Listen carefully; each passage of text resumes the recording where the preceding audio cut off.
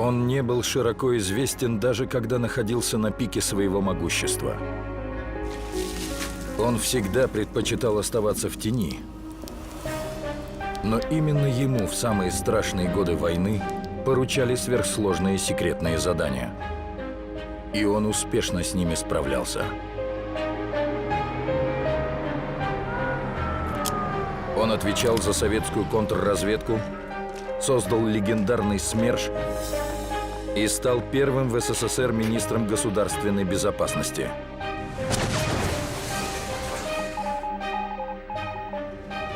Но пройдет всего несколько лет после победы, и его, героя Великой Отечественной войны, обвинят в измене Родине. Виктор Абакумов. Человек, сумевший победить самую мощную разведку тех лет, немецкий Абвер, но проигравший борьбу за жизнь в собственной стране.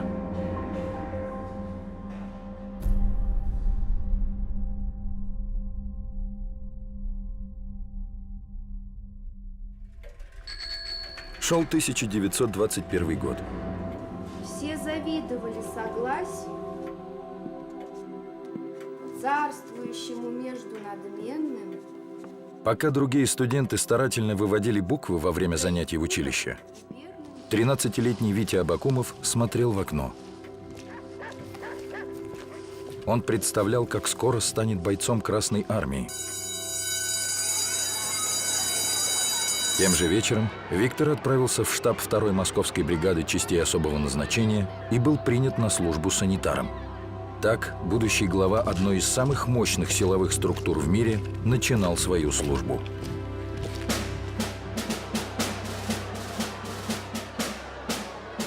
Части особого назначения, ЧОН, создавались как отряды по наведению порядка в стране. Стремившиеся удержать власть большевики привлекали добровольцев для подавления волнений. Также эти части несли караульную службу на особо важных объектах.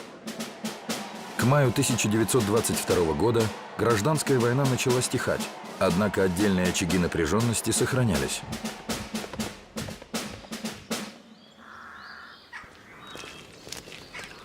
Крестьяне Шиловского уезда Рязанской губернии враждебно приняли советскую власть и подняли вооруженный мятеж. Отряд Виктора Абакумова был направлен для борьбы с повстанцами.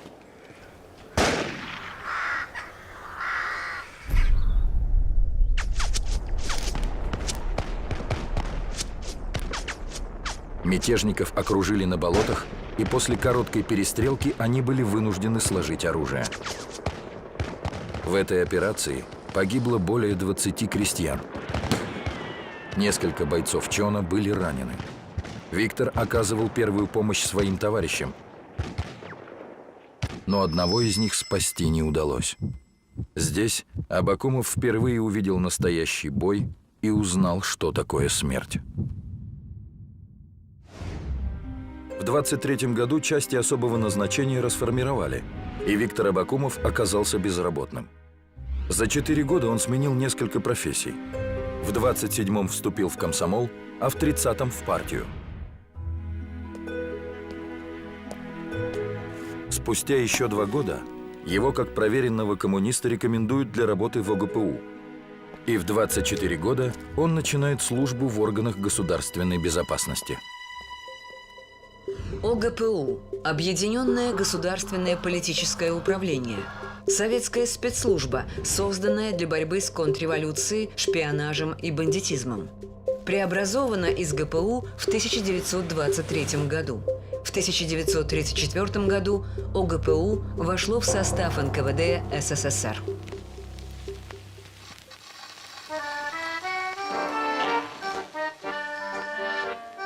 Даже став руководителем Министерства госбезопасности, Абакумов нечасто попадал в объектив фото и кинокамер. Но и на редких снимках видно, что за собой он всегда следил. Он действительно был щеголем, носил тщательно подогнанную форму и модные костюмы. Много курил, но при этом занимался теннисом и был мастером спорта по самбо. Устраивал танцевальные вечера. Энергичный и темпераментный фокстрот был любимым танцем Виктора Абакумова. О нем ходила слава ловеласа. Высокий, статный, красивый Абакумов нравился женщинам. Однако позже его репутация сластолюбца была сильно преувеличена из-за множества сплетен и слухов. Впрочем, начавшаяся карьера в органах едва не закончилась, когда на имя руководства поступило донесение о том, что молодой уполномоченный использовал служебные квартиры для встреч с любовницами.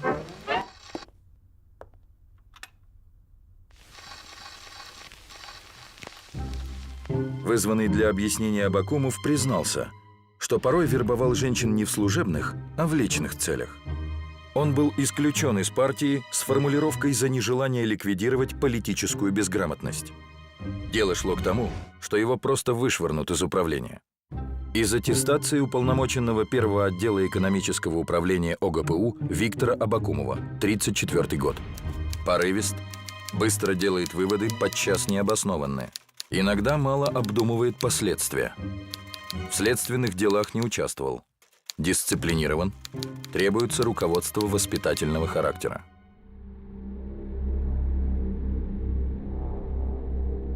Виктор Абакумов отделался понижением и переводом на не самую почетную должность. Его назначили уполномоченным в Ухто-Печорский исправительно-трудовой лагерь, одно из подразделений ГУЛАГа.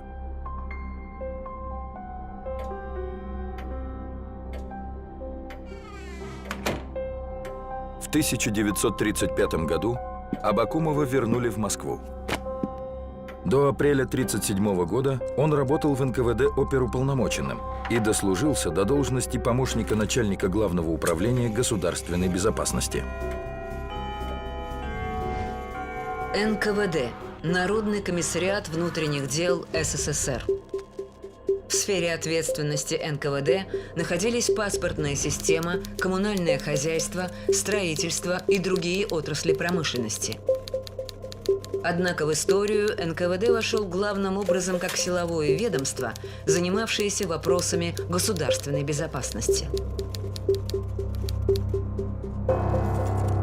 В 1938 году главой НКВД стал Лаврентий Берия. Его предшественник Николай Ежов, при котором масштаб репрессий достиг своего пика, был отстранен от работы.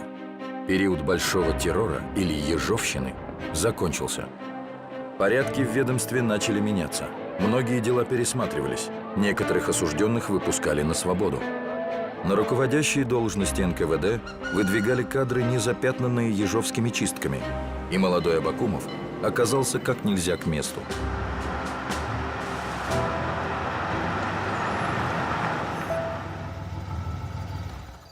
1 декабря его назначили исполняющим обязанности начальника управления НКВД по Ростовской области. А через полгода утвердили в должности начальника. И было за что. После снижения уровня криминальной напряженности в Москве и Ленинграде уголовными столицами стали портовые Одесса и Ростов-на-Дону. Прибывший в Ростов-на-Дону Абакумов обнаружил, что город и область превратились в настоящий рассадник преступности. В Ростовской области проживало огромное количество людей разных национальностей. Некоторые следователи использовали это обстоятельство как повод для незаконных арестов и фабрикации уголовных дел. Так, в начале Советско-финской войны в 1939 году ростовские чекисты заявили о разоблачении финской шпионской организации. В камерах уже сидели 15 финнов и 1 цыган. Все шло к тому, что арестованных приговорят к смертной казни. Однако новый начальник остудил пыл подчиненных. Едва ли не впервые в истории органов советской госбезопасности руководитель управления сам стал разбираться с каждым арестованным. День за днем Абакумов проводил допросы, устраивал очные ставки, перепроверял показания задержанных и выводы следствия. Результат оказался неожиданным и для чекистов, и для обвиняемых. Все арестованные были освобождены за отсутствием состава преступления. Не повезло только цыгану по фамилии Гореликов. В тюрьме он начал давать ложные показания и в результате получил 10 лет за распространение клеветнических слухов. По распоряжению Виктора Абакумова из органов были уволены сотрудники, которые занимались фабрикацией этого дела. Некоторых привлекли к уголовной ответственности.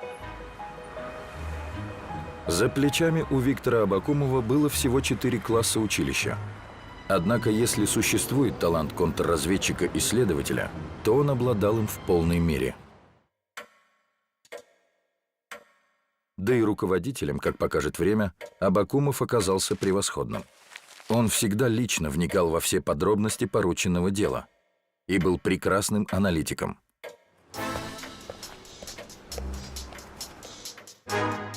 Контрразведка СМЕРШ, руководителем которой ему предстояло стать, просуществовала чуть более 3 лет. Однако за это короткое время она смогла защитить фронт и тыл от многочисленных диверсантов Третьего Рейха и стать одной из самых мощных структур государственной безопасности в мире. Его скрупулезность вместе с профессиональным чутьем будут залогом того успеха, который позднее назовут феноменом СМЕРШа. Он всегда чувствовал время и момент, а судьба словно нарочно забрасывала его туда, где он оказывался максимально полезным.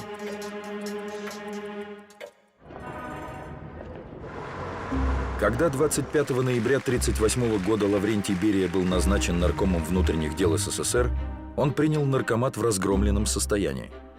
Многие чекисты были репрессированы Николаем Ежовым.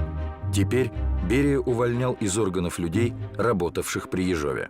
Квалифицированные кадры попадали под удар и оказывались на улице. Так в число безработных попал Вильям Фишер.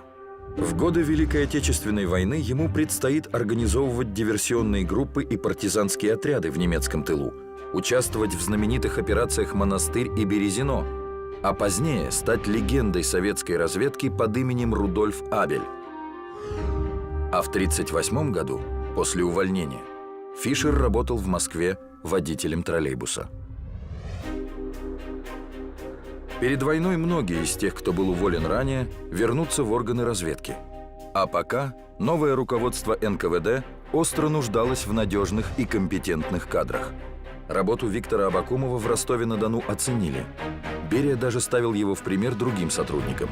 Весной 1940 года Абакумова наградили орденом Красного Знамени, присвоили звание старшего майора госбезопасности и перевели в Москву. В феврале 1941 года НКВД был разделен на 2 самостоятельных органа. Народный комиссариат внутренних дел возглавил Лаврентий Берия, а во главе Наркомата госбезопасности встал Всеволод Меркулов. Вопреки расхожему мнению, и тот, и другой отнеслись к новым назначениям без особого энтузиазма.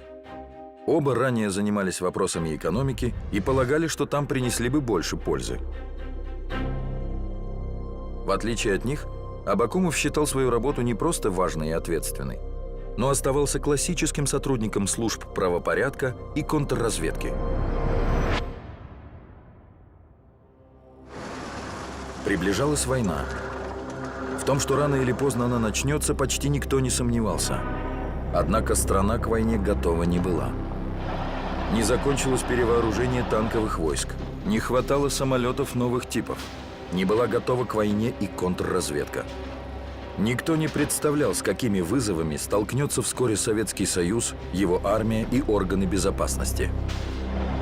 До нападения фашистской Германии на СССР оставалось всего несколько месяцев.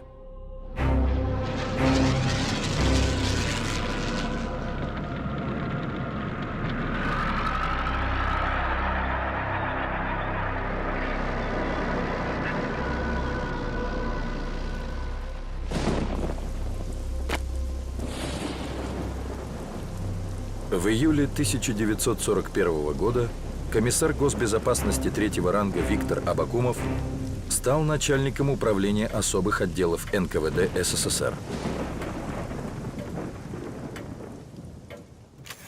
Управление особых отделов НКВД. Центральный орган военной контрразведки СССР.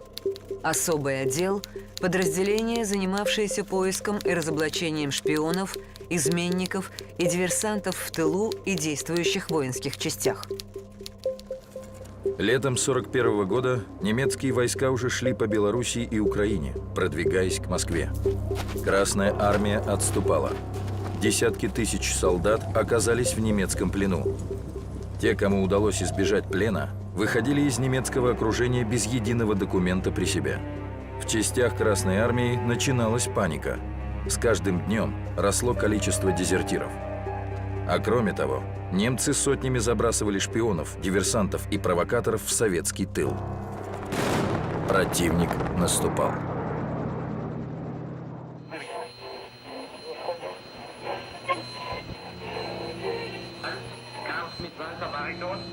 Органы безопасности столкнулись с тем, что с началом войны против них начали работу сразу несколько разных германских спецслужб, в том числе и главный враг – Абвер.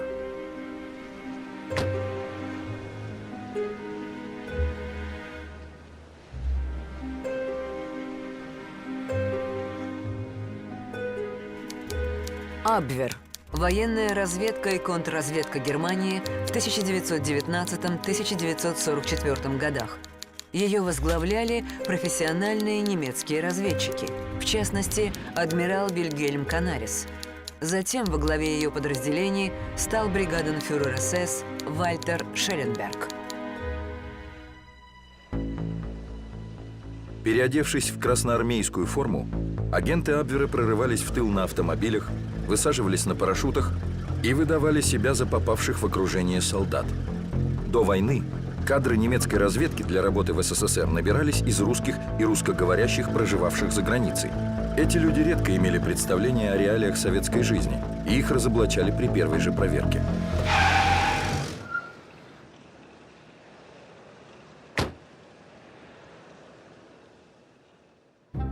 Например, на стол перед подозреваемым высыпали клубни картофеля, после чего следователь задавал ему странный вопрос.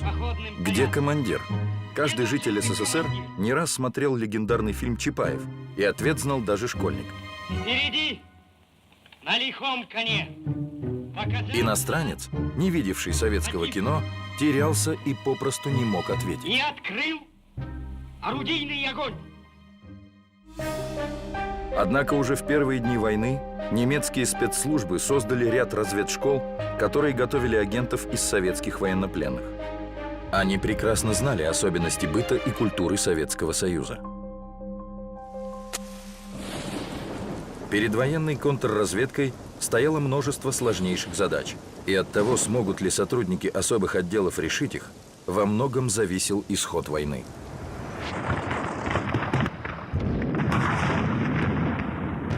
В подчинении особых отделов находились заградительные отряды, которые размещались позади основных войск. Спор о заградотрядах не стихает в обществе уже долгие годы. В сути, все дискуссии сводятся к вопросу, стреляли эти отряды по отступающим или нет. Приказ Жукова и Булганина от 21 октября 1941 года предписывал: в случае бегства выделенному отряду заграждения расстреливать на месте всех, бросающих поле боя. Однако сдержать отступление воинских частей с фронта заградотряды не смогли бы ни при каких обстоятельствах.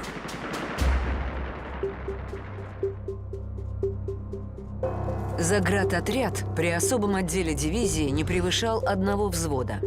Дивизия насчитывала в своем составе 14,5 тысяч солдат, а взвод – не более 51 человека.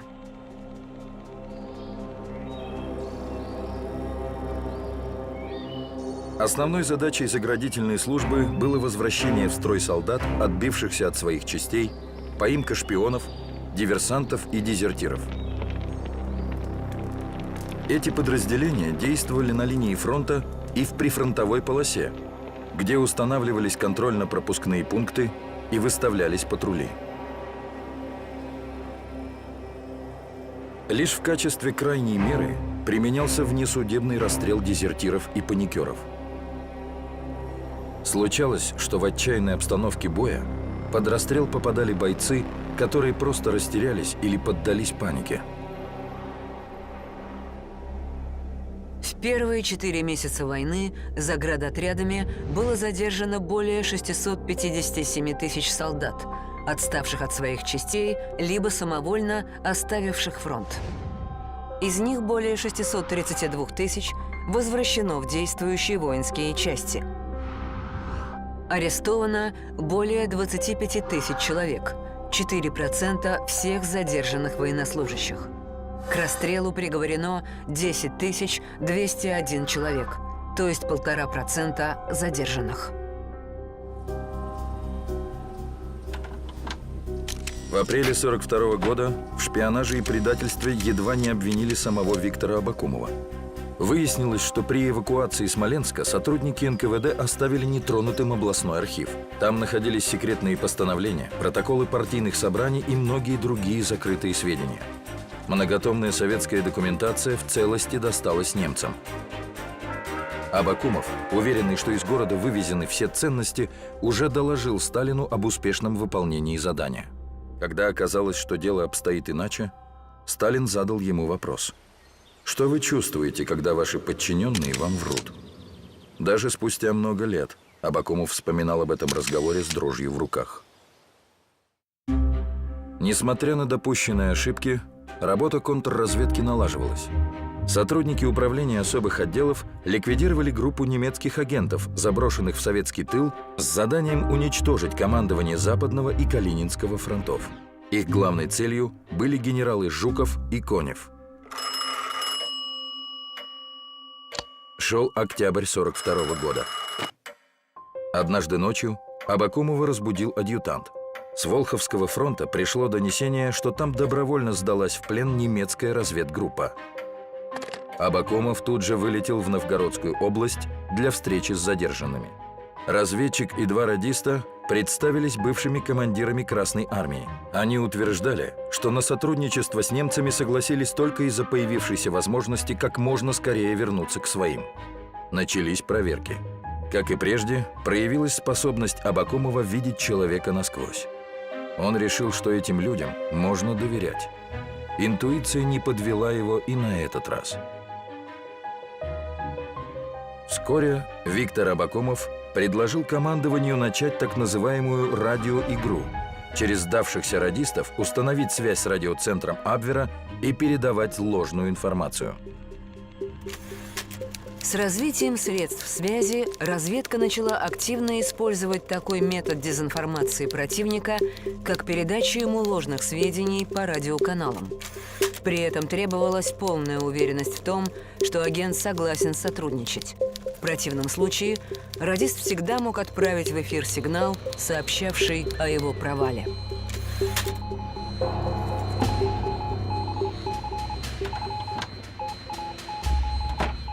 На многие сеансы радиосвязи Абакумов приезжал сам. Он не вмешивался в работу. Слушал, смотрел, делал для себя пометки. Порой ему приходилось лично убеждать Сталина не торопиться с активацией радиоигры. Действовать необходимо было тонко, а результат не всегда оказывался быстрым. Все радиоигры велись только службой Абакумова. Специальный отдел в Генштабе обеспечивал сотрудников управления качественной дезинформацией. Радиограммы отправлялись только после визы Абакумова или его заместителей.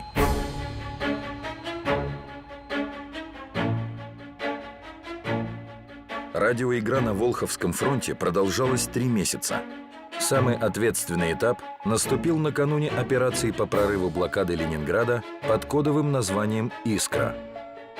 Цель передаваемой немцам дезинформации была одна – скрыть подготовку советских войск к наступлению. Чтобы у врага не возникло сомнений, командование демонстративно перемещало некоторые воинские части в те районы, о которых шла речь в радиодонесениях. Там же размещались макеты военной техники. –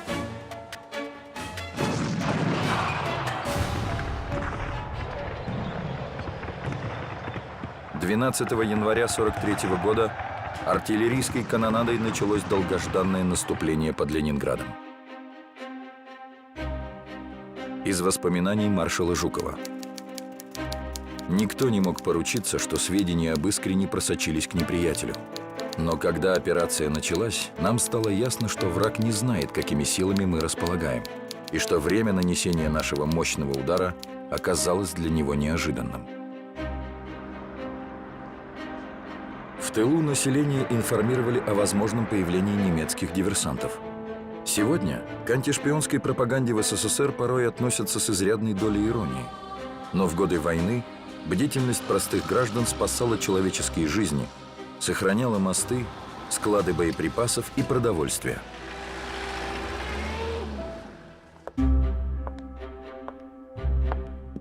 Со многими из арестованных агентов Абакумов встречался лично. Он старался понять людей, вольно или невольно вставших на сторону врага.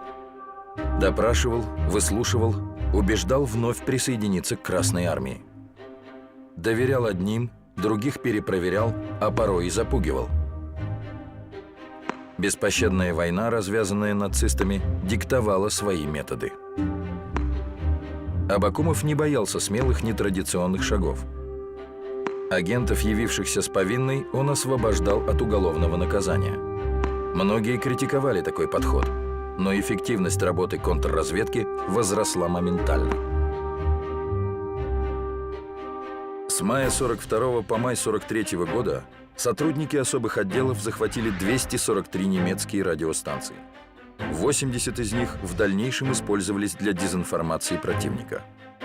Именно эта работа позволила сделать все, чтобы контрудар под Сталинградом стал для немцев полной неожиданностью. Виктор Абакумов кропотливо собирал свое супероружие – организацию, которая победит немецкие спецслужбы. К 1943 году борьба с немецкими агентами вышла на новый уровень. Наконец исчезли путаница и хаос. Люди Абакумова смогли проникнуть даже в немецкие разведшколы и оттуда сообщали о готовящихся операциях.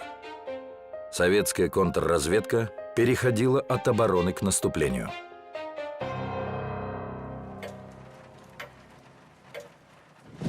К этому времени относится та деятельность Абакумова, которая ставится ему в вину и сегодня – участие в депортации народов СССР.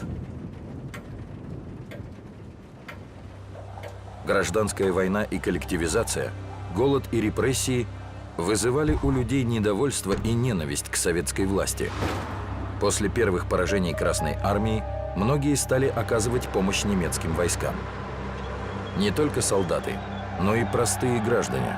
С началом войны немцы запустили колоссальную пропагандистскую кампанию по привлечению на свою сторону представителей отдельных народностей, проживающих в СССР. Так для чеченцев выпускалась газета «Газоват» под лозунгом «Аллах над нами, Гитлер с нами». Еще до вторжения немецких войск на Северный Кавказ здесь начались вооруженные стычки местных группировок с органами советской власти. Они значительно усилились в 1942 году.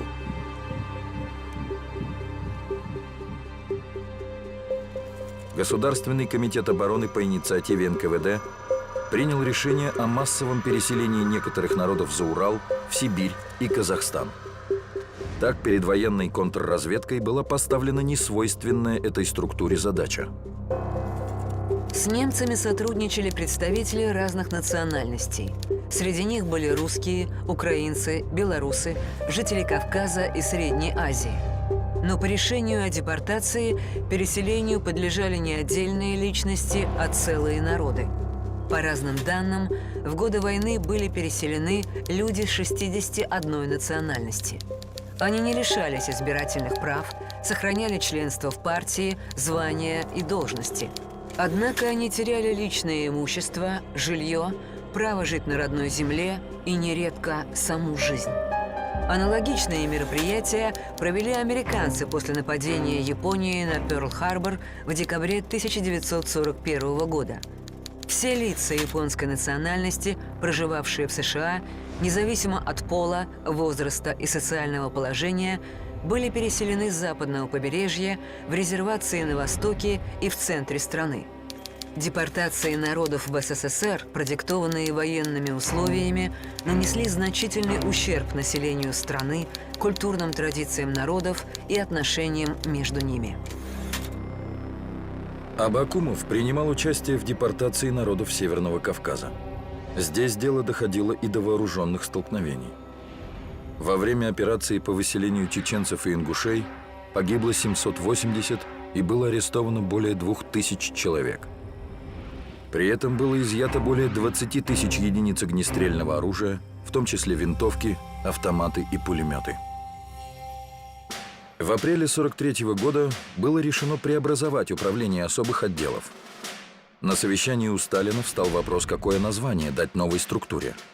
Кто-то предложил назвать ее «Смерть немецко-фашистским шпионам, диверсантам и вредителям». На это Сталин заметил, что шпионы и диверсанты бывают не только немецкие, и предложил более короткое название – «Смерть шпионам». Так появился СМЕРШ. Название стало нарицательным. За рубежом так именовали всю советскую контрразведку, даже когда СМЕРШ прекратил свое существование. В СССР было 3 контрразведывательные организации под названием СМЕРШ. Главное управление контрразведки СМЕРШ Народного комиссариата обороны СССР, Управление контрразведки СМЕРШ Народного комиссариата военно-морского флота и отдел контрразведки СМЕРШ Народного комиссариата внутренних дел. СМЕРШ при НКВД подчинялся главе ведомства Лаврентию Берии. СМЕРШ Наркомата военно-морского флота был подконтролен командующему флотом Николаю Кузнецову. Органы СМЕРШ при Наркомате обороны, то есть военная контрразведка, были в непосредственном подчинении у Народного комиссара обороны Иосифа Сталина. Именно на это возглавляемое Виктором Абакумовым ведомство была сделана основная ставка в дуэли советских и нацистских спецслужб. Теперь все силы Виктора Абакумова были сосредоточены на создании новой, максимально эффективной структуры. Абакумову едва исполнилось 35 лет. Молодой руководитель был до крайности требователен к своим подчиненным. Умение быстро вникать в тонкости дела, сосредоточенность и педантизм вызывали уважение у всех сотрудников.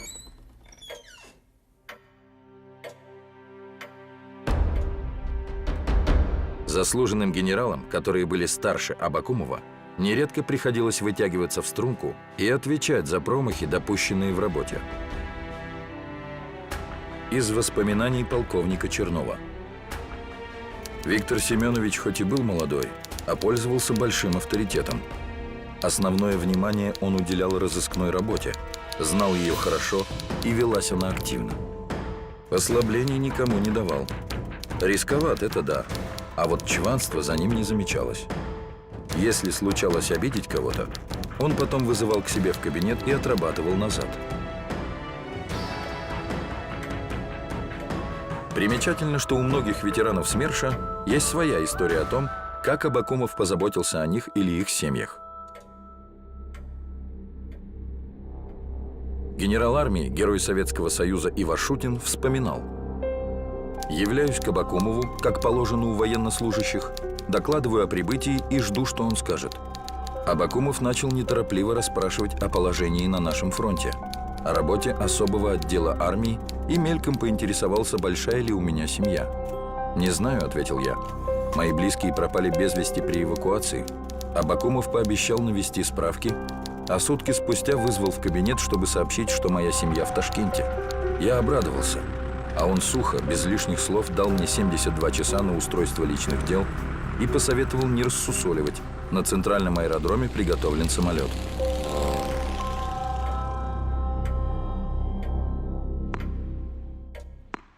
Самым тяжелым обвинением для смершевцев были слова Виктора Абакумова: «Военная контрразведка ни к черту не годится». Но нареканий становилось все меньше. Советские агенты были внедрены практически во все подразделения немецкой разведки. Благодаря этому работа по выявлению шпионов становилась все более эффективной. Теперь все полученные данные обрабатывались централизованно. Перед задержанием агентов противника оперативные группы получали подробную информацию. Сведения о готовящихся перебросках, описание личных предметов, одежды и оружия. Задействовались так называемые распознаватели, люди, которые знали шпионов в лицо. Оперативники располагали информацией о типичных легендах, которые использовали немцы. Могли отличить поддельные документы и награды. По требованию Абакумова в советских войсках постоянно менялась форма заполнения личных документов.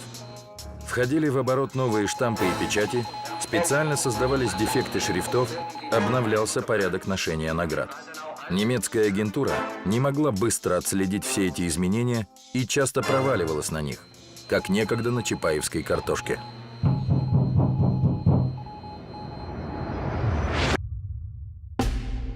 СМЕРШ был службой чрезвычайной секретности. Невероятно, но о ней мало кто знал как во время войны, так и после нее. Сотрудники носили военную форму самых разных родов войск и официально могли значиться обычными артиллеристами, пехотинцами, писарями, врачами.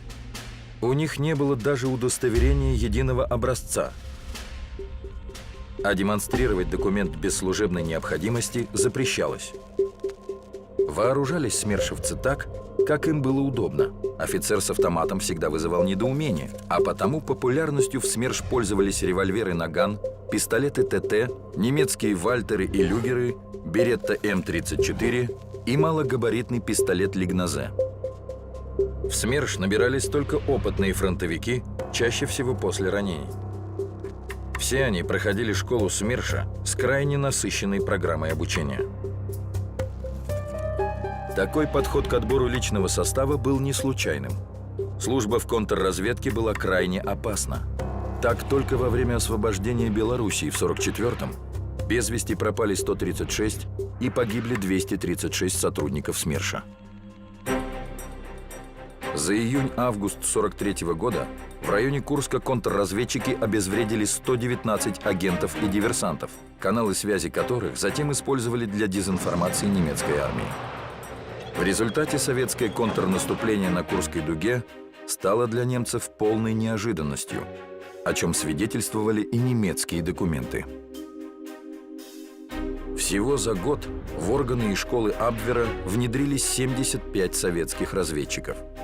Они предоставили сведения на 359 сотрудников немецкой разведки и на 978 агентов, подготовленных для переброски в советский тыл. Работа немецких спецслужб оказалась во многом парализованной. Абвер, одну из лучших разведок мира, возглавляли потомственные военные разведчики с высококлассной специальной подготовкой. А переиграл их человек, имевший всего 4 класса образования.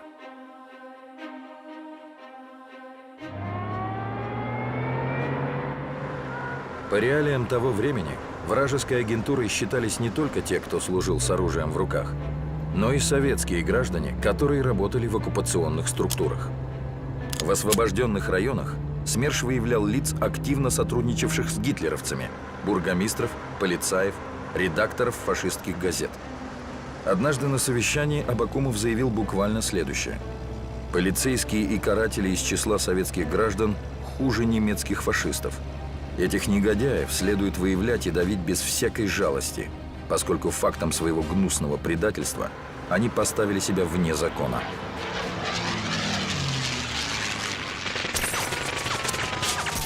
На фронт ему приходилось выезжать регулярно. На Калининском фронте в районе Великих Луг его машину атаковал мессершмитт. Осколки от сброшенных бомб изрешетили машину.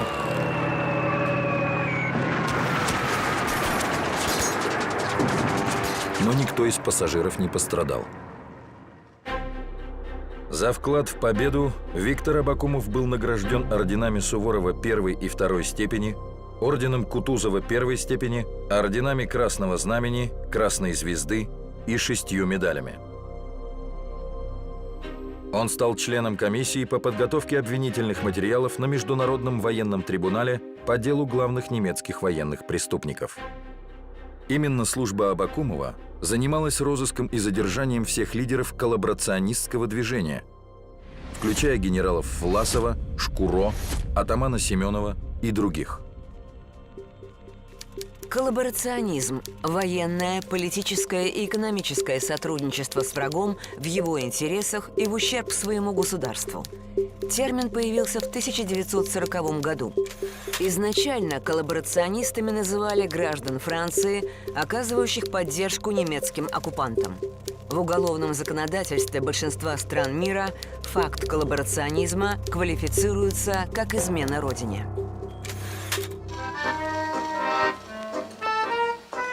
Со своей супругой Абакумов познакомился, когда она работала в отделе военно-морской разведки Министерства государственной безопасности.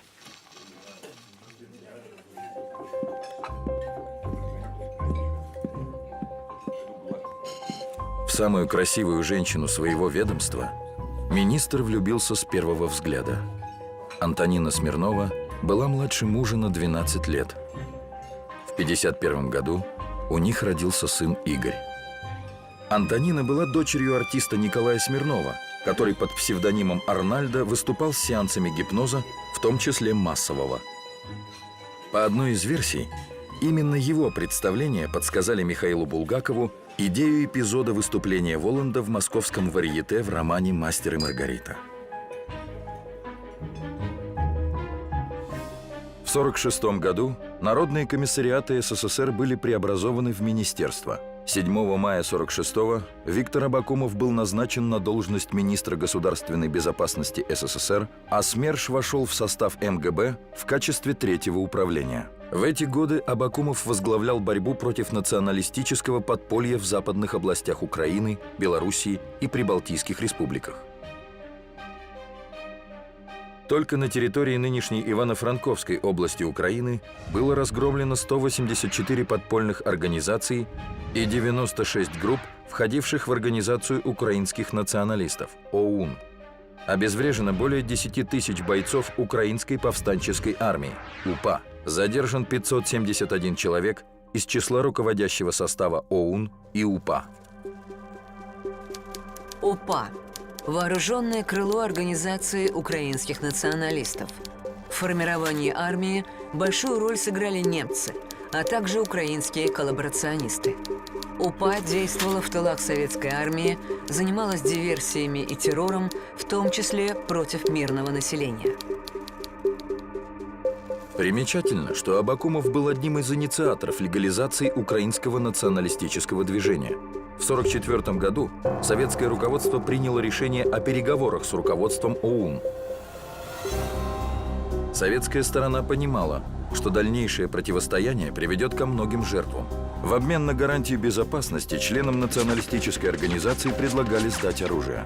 Этими предложениями заинтересовался один из лидеров ОУН Роман Шухевич. Однако из-за несогласия руководителя бандеровского движения ОУН Степана Бандеры договоренности достичь не удалось, и борьба продолжалась несколько лет.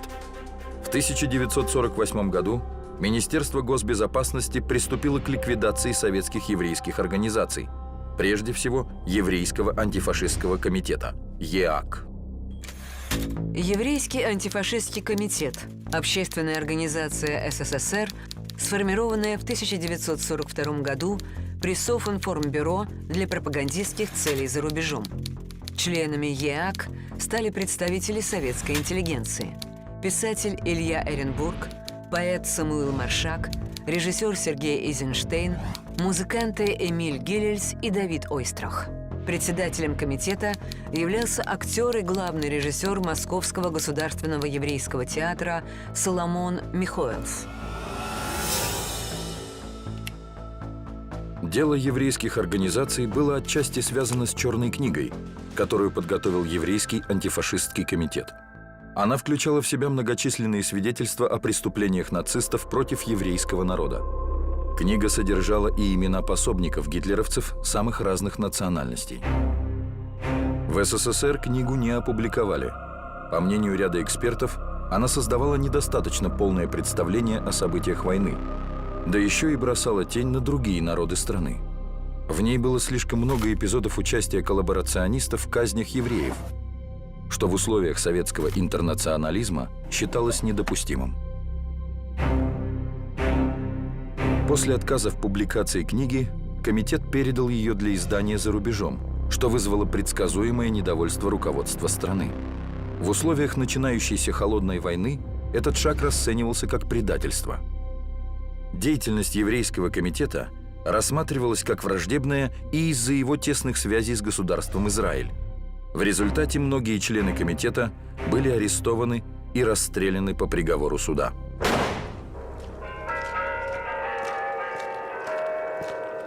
В Теперь, когда Абакумов лично отвечал перед Сталиным за вопросы госбезопасности, его отношения с другими лидерами страны изменились. У него скопилось немало компромата на руководителей самого высокого уровня, но сам он оставался вне партийных группировок. Его единственным покровителем был уже немолодой Сталин. И, собирая эти материалы, Абакумов пытался себя обезопасить. На всякий случай. Однако, будучи прекрасным оперативником и контрразведчиком, Абакумов оказался не самым лучшим политиком. На Абакумова ополчился секретарь ЦК Георгий Маленков. В годы войны он, как член Государственного комитета обороны, отвечал за производство самолетов. В связи с делом авиаторов, расследование которого Сталин поручил Абакумову, Маленков потерял свои высокие посты и был отправлен в Узбекистан. Однако вскоре Маленкову удалось восстановить доверие Сталина, а Виктор Абакумов приобрел влиятельного врага. Дело авиаторов. Уголовный процесс, начатый в связи с техническим состоянием советских самолетов во время войны, в результате которого весной 1946 года были арестованы руководители авиационной промышленности и командование ВВС СССР. Недругом стал и прежний покровитель Абакумова Лаврентий Берия. Трудно сказать, в чем была истинная причина этого конфликта. После войны Берия больше занимался вопросами военной промышленности и экономики, и непосредственным руководителем Абакумова не был. Однако Абакумов перестал прислушиваться к советам члена Политбюро ЦК, а однажды даже позволил себе разговаривать с Берией на повышенных тонах. Абакумов поручил организовать наружное наблюдение и за руководством вооруженных сил страны. После войны армия была под особым контролем. Сталин боялся, что популярные в народе военачальники и закаленная в войне армия повернутся против государственной власти. Прослушивались разговоры маршала Жукова, генералов Кулика, Гордова и многих других. В результате генералы Кулик, Гордов и Рыбальченко были арестованы и по решению суда расстреляны как изменники.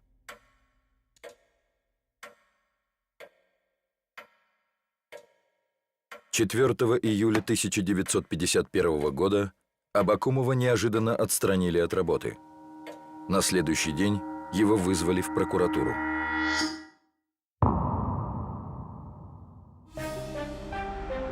Против него было возбуждено уголовное дело по обвинению в измене Родине, и бывшего министра взяли под стражу. В тюрьму попала и жена Абакумова с 3-месячным сыном. Незадолго до этого Виктор Абакумов отказался разрабатывать дело еврейских врачей. История дела врачей началась в 1948 году, когда в результате врачебной ошибки умер один из ближайших соратников Сталина Андрей Жданов. Сталин решил, что это был заговор докторов еврейской национальности с целью уничтожить высшее партийное руководство. Абакумов разбирался в этом деле лично, но счел его нелепицей и продуктом фальсификации. Один из подчиненных Абакумова, старший следователь следственной части по особо важным делам Министерства госбезопасности СССР подполковник Рюмин, известный как инициатор дела врачей, написал письмо Сталину, в котором сообщал, что Абакумов покрывает саботажников и еврейских националистов. Очевидно, что письмо было написано с подачи личных врагов Абакумова. Сталин мог бы и не реагировать на донос. Но случилось иначе. Судьба Абакумова была предопределена. В тюрьме Виктор Абакумов провел 3 года. В Лефортово его подвергали жестким допросам и чудовищному психологическому давлению. После того, как Абакумов пробыл 8 дней в холодном карцере, его пришлось госпитализировать в тюремную санчасть. Освидетельствование показало, что здоровый, физически крепкий человек превратился в инвалида. Позднее бывшего руководителя СМЕРШа перевели в Бутырский следственный изолятор с куда более мягкими условиями содержания. Находясь 3 года под следствием, Абакумов не оговорил ни одного человека, а своей вины так и не признал. В этом его судьба в чем-то схожа с судьбой маршала Рокоссовского, который был арестован в 1937-м и за 2 года, проведенных в тюрьме, не дал ложных показаний ни на себя, ни на других. Не спасла Абакумова и смерть Сталина. Вождь умер, а обиженные Абакумовым люди пришли к власти. Даже арест Берии мало облегчил его участь. Их дела попытались объединить, хотя все прекрасно знали, что они уже давно друг друга не переносят.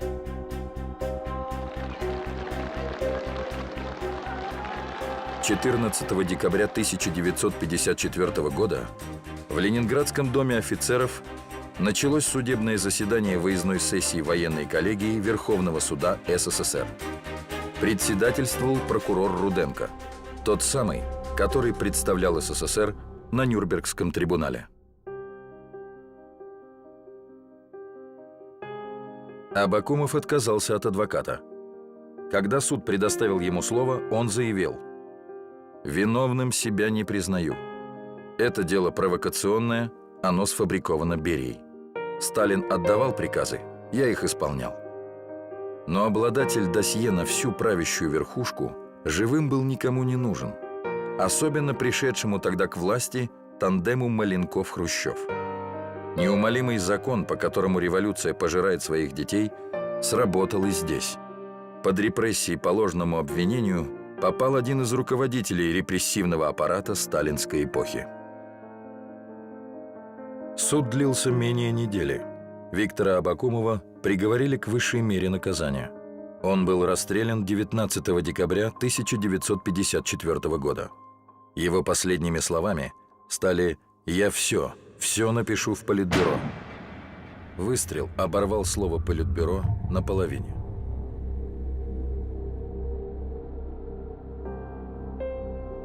Супругу Виктора Абакумова Антонину выпустили незадолго до расстрела мужа. Их сын Игорь первые 3 года своей жизни провел в тюрьме. В 1955 году ему было выдано новое свидетельство о рождении, где в графе «Отец» стоял прочерк, а фамилия была изменена на материнскую – Смирнов. Единственный сын Виктора Абакумова Игорь Смирнов стал выдающимся советским и российским ученым, а его разработки в области компьютерной психодиагностики человека получили международное признание. В 1997 году военная коллегия Верховного суда СССР обвинение в измене родине с Виктора Абакумова сняла. Где захоронены его останки, неизвестно до сих пор. Его личное дело остается засекреченным, и, вероятно, рассекретят его не скоро.